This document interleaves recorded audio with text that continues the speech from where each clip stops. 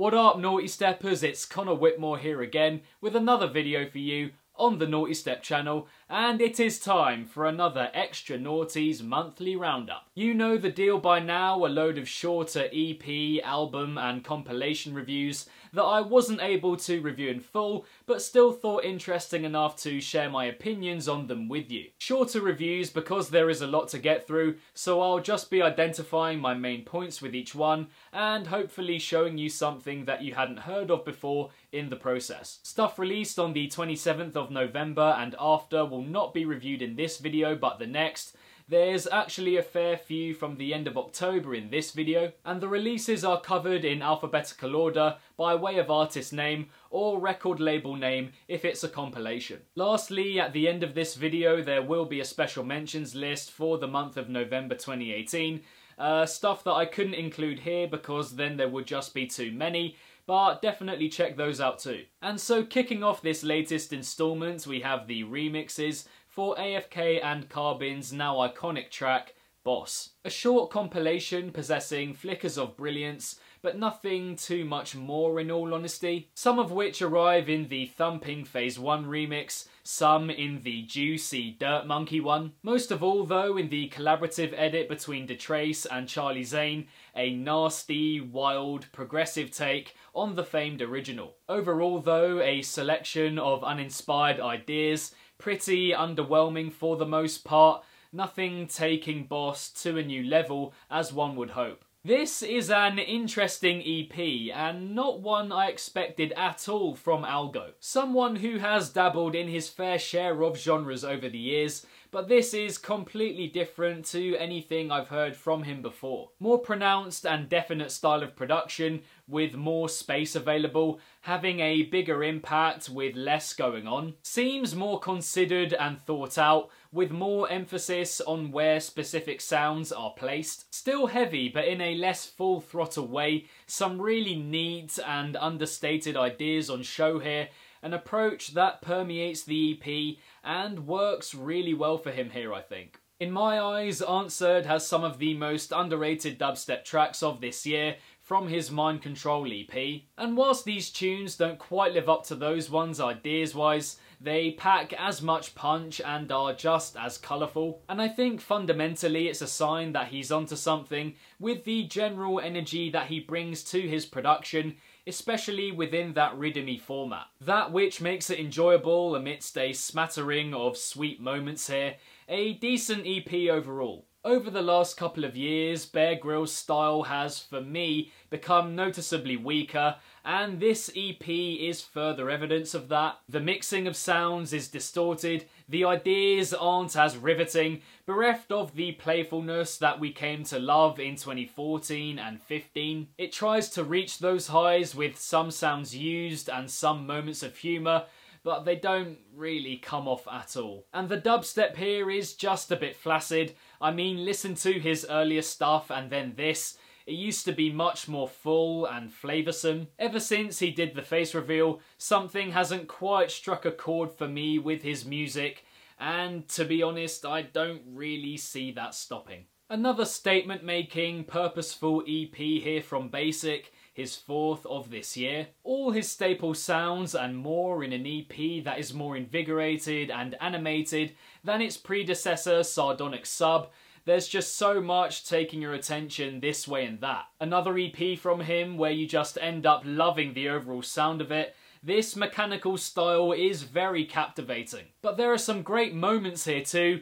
Tantrum Taker is up there with his best of this year in my opinion, and that's really saying something. And all in all, I see a very bright future ahead of him if he can experiment with styles and structures a little more to vary things up every now and then. If he can do so, retaining that mighty industrial feel to his aesthetic along the way, completely unique I hasten to add, then he's really onto a winner. Here we have a Crow's Nest EP that is a little bit more outlandish than what you would normally expect from the Haunted Dubstep label. Not necessarily in a bad way, just more glaring and eager to impress, wild and alert than what you'd usually associate Crow's Nest with, being Deathstep. A decent mix of large, ravenous dubstep sounds and pounding RIDDIM-y beats, weirdly enough considering its title, which for me implies using styles of dubstep more brutal than RIDDIM,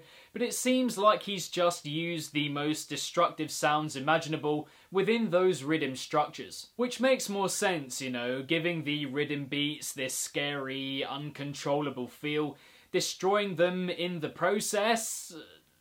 I don't know. But if the idea of more horrific leaning RIDDIM interests you, then I would definitely check it out. In particular, the second track Bloodfire and the fifth track Throttle with Slime Cinema. I've said this before and it's pretty much common knowledge, but Culprate has become more experimental over the years, and I'm still not sure the extent to which I enjoy it. The sound design is pretty stunning. There's a real purity to a lot of his effects and samples. The way that some of them interact is really beautiful. But several ideas fall by the wayside here. Moments where he's trying to do too much and it's not quite as coherent. Ultimately though, in its construction and sonic quality, it is a class EP. All the peaks and troughs it goes through, dipping in and out of different genres. And really, we should cherish artists like him at all times. Those that are as adventurous and forward-thinking with their ideas. Some of which may not come off, but above all else, they are interesting and invaluable within the current dark electronic music climate. Solid drum and bass EP here from Enei.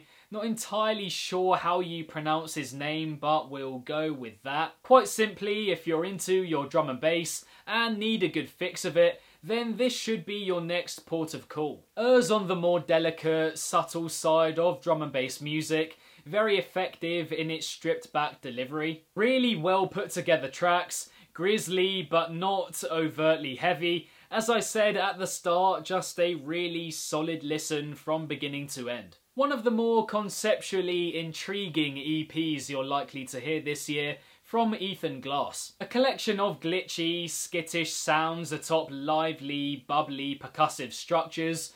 What I would take to be the dark electronic music equivalent of being on acid. Someone who has collaborated with Bleep Bloop on several occasions, as he does here, and if you know his music, then it's pretty much just a hyper version of that. A genuinely crazy, mind-melting listen, but it's so worth it just to give your mind a stretch and appreciate what dark electronic music is capable of.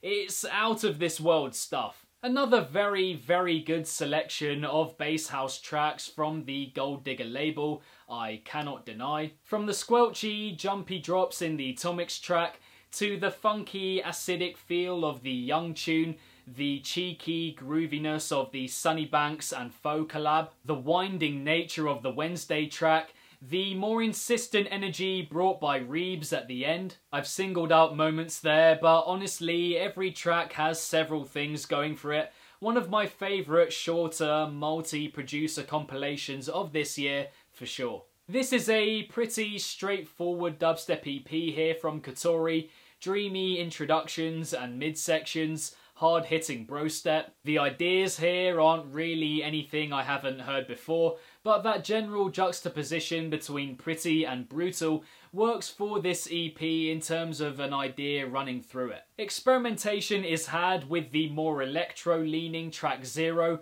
which is refreshing in and of itself, but isn't executed quite with the clarity of the other three. But yeah, not much else to say about this one on a conceptual level. If you like your dubstep heavy and dreamy, then this one is for you. Honestly, I've listened to this EP a fair few times now, and I'm still not exactly sure what I think about it. There's part of me that thinks I really enjoy the different musical influences and cultures coming together here, and another that's thinking you can't just throw these things together and expect them to work. It's a real mishmash of ideas. Screechy, heavy metal vocals with blinding, manic, death-steppy drops. It's quite the overwhelming mix, working in some places, like the final track for example, and others not as much. You have to be pretty prepared before listening to it.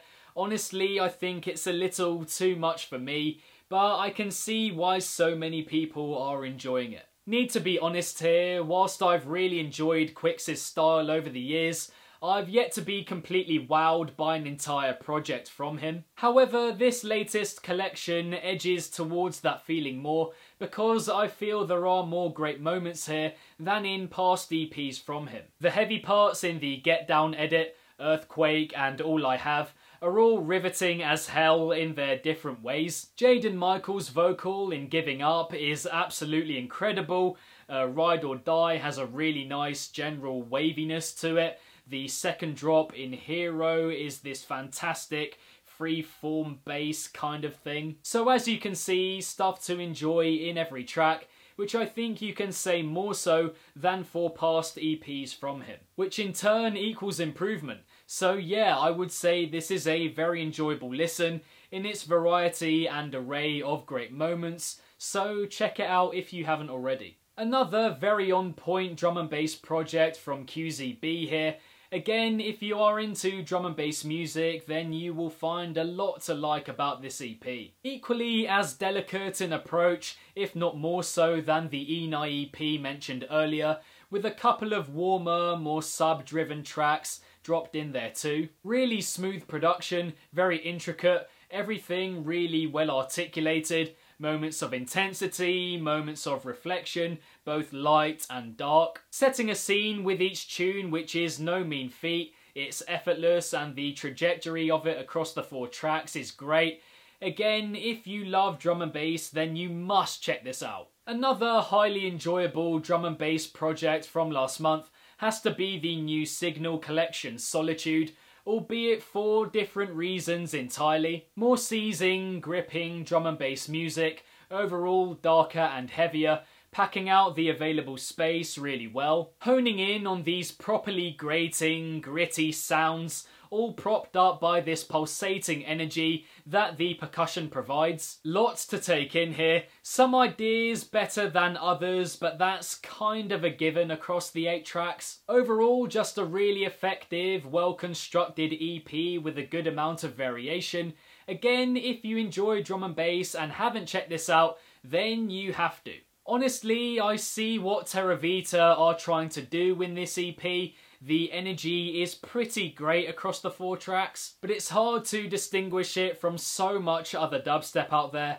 Barely anything fresh is offered here ideas-wise. The force of these tunes is plain for all to hear, but there's no flavour, personality or character to them to make me want to return to them again and again. The headbangers out there will love it, that's for sure, but beyond that, I don't really see much to rave about here. This is a decent compilation, a lot of stuff I've heard time and again before.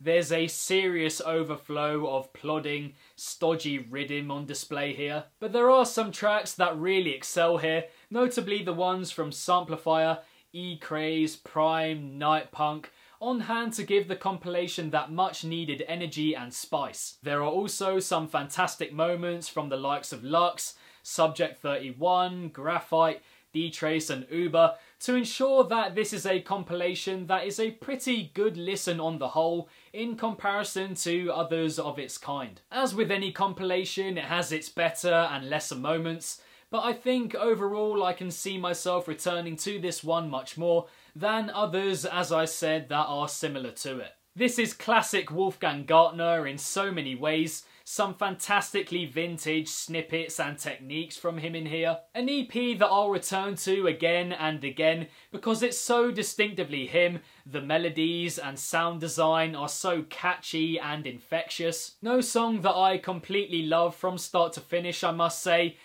Several of them drag on for a bit too long in my opinion, but it's so joyous to listen to, and that's what will keep me going back to it.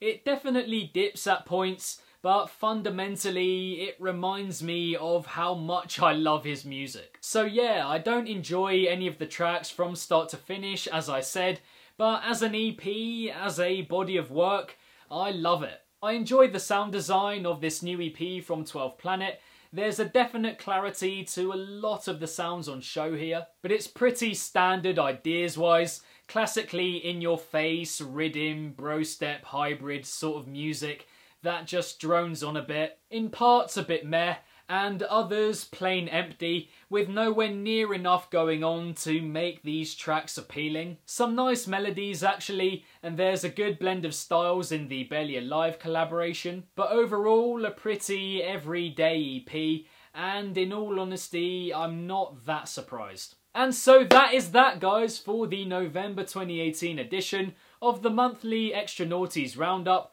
I hope you enjoyed it. Thank you very much, and as always, for tuning in. The special mentions from last month are Architect and Of Titans, Ominous, The Brig, Clips and Ahoy, Gorp and Hoodrich, Just a Gent, Liquid Stranger, Pinnacle Collective, Protostar, and Taiki Newlight.